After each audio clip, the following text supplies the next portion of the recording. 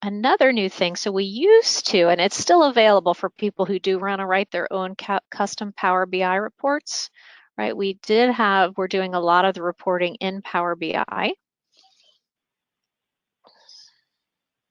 And like I said, it's still available to you guys too, but they're also doing some built-in reports. But let's take a look at the Power BI stuff first as it builds. So the dashboard is great for, you know, looking at red alerts, looking through all of the forensic data, right? What things were happening. But if someone says to you, how many red alerts have you responded to in the last 3 weeks?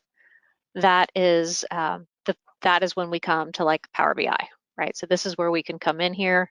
We could look at alerts here, and we would have the ability to, say I want to look at, I don't have any alerts in this environment, so this is much less exciting to look at. But this is where we would come and do that kind of reporting. Now, the new feature that's come in, let's get to the right environment here. So we have this new reports, this new little mountain looking icon over here on the left. So let's go take a look at the reports.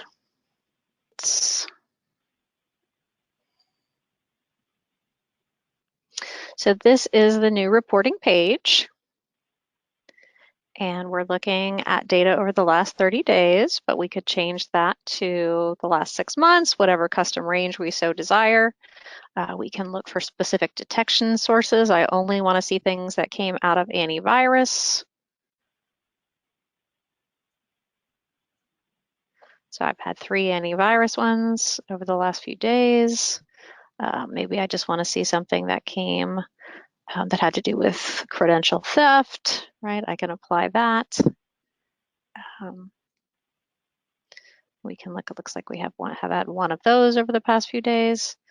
And you can see, again, report doesn't have a lot of data in it, but this would be the new reporting page.